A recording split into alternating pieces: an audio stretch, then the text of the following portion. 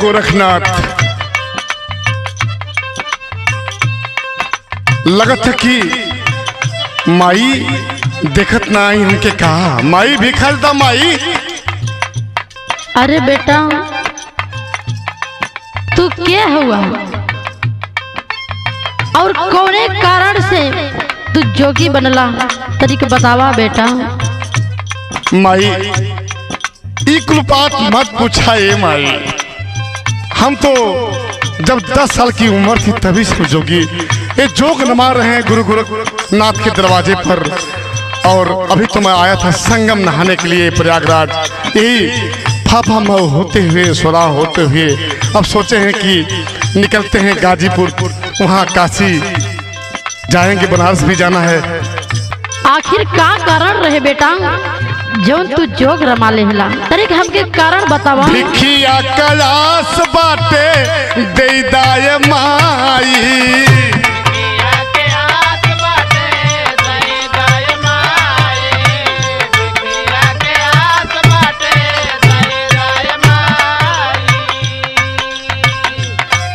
जो गवार मावे जोगिया दुआरा पे लाई, भिखिया कलास बाटे दे दाय माई।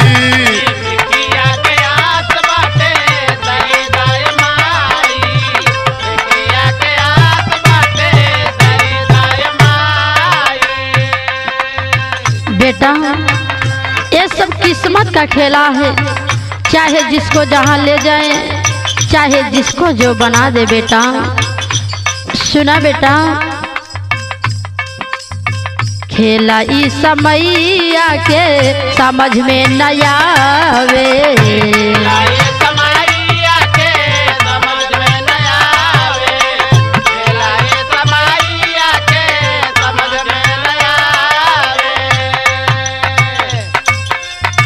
केहू सोना चांदी केहू कुछहू न पावे, केहू सोना चांदी केहू कुछहू न पावे। खेला इस समैया के समझ में न आवे,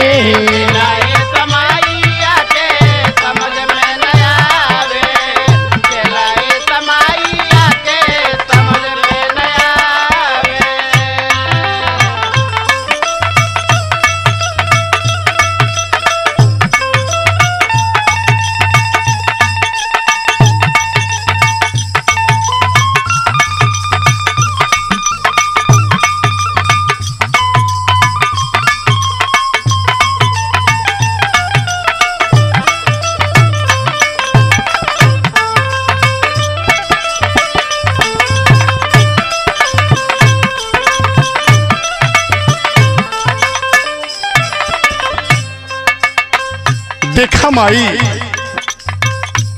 हम जोगी फकीर हैं माई, हम लोग कहाँ रात दिन एक करते हैं माई। आप बहुत कुछ पूछ रही हैं माई, भिक्षा दे दीजिए हमको ताकि मैं दूसरा द्वार देखूं माई। ये सब किस्मत का खेला है बेटा, चाहे जिसको जो दिन दिखाए हैं। बोलो बेटा। देखिए माई आगे सुना माई, रमता जोगी बहता पानी माई हम हैला, रमता जोगी बहता पानी माई हम रहेला, रमता जोगी बहता पानी माई हम रहेला। जहाँ अनहरिया होला माई वही बिहान करीला, अनहरिया होला माई वही बिहान करीला, जहाँ अनहरिया होला माई वही बिहान करेला। रमता जोगी बहता पानी माई हम हैला, जहाँ अनहरिया होला माई वही बिहान करीला। भगवान करिए तोहरो सदा भलाई, भिखिया कलास बाटे दे दाय माई, भिखिया के आस बाटे दई दाय माई, भिखिया के आस बाटे दई दाय माई।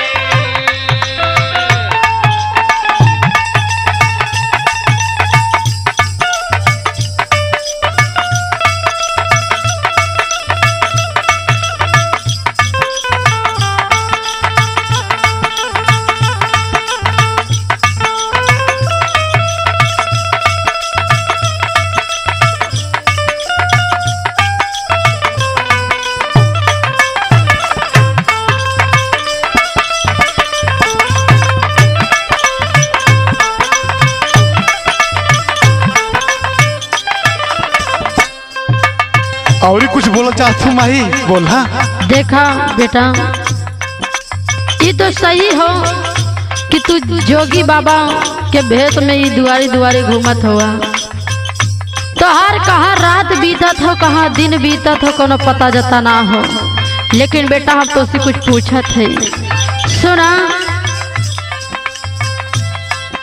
घर परिवार तू छोड़ के बाबा जोगी काहे बनला।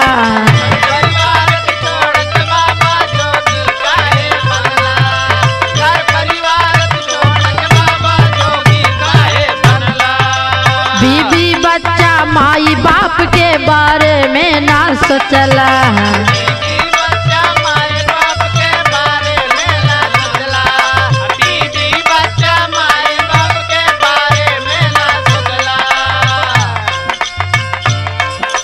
घर परिवार तू छोड़ी के बाबा जोगी काहे बनला।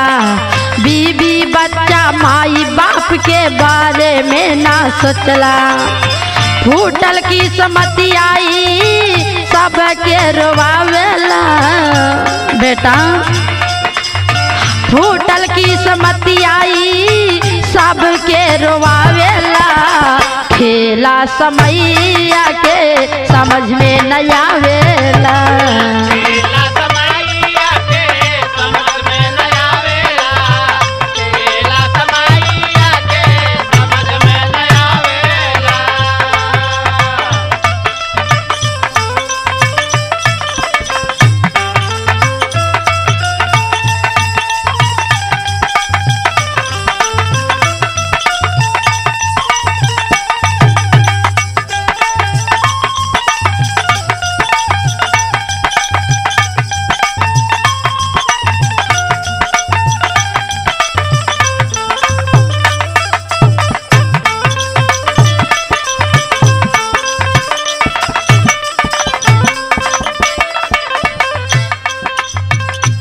ए माई, जब तू ई कुल पूछलू है तो ला हम सब कुछ बतावत ही माई। बतावा बेटा। माई हमर मुअली सौतन माई दिहली भगाई।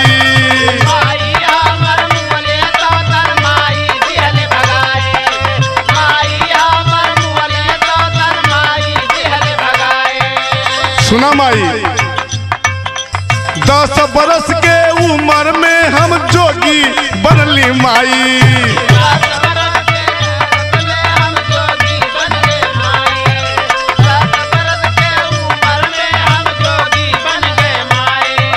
माई हमर मुअली सौतल माई दिहली भगाई। 10 बरस के उम्र में हम जोगी बनली माई। झोली फैलावे जोगिया हथवा बढ़ाई। बिखिया कयास बाटे दे दे माई।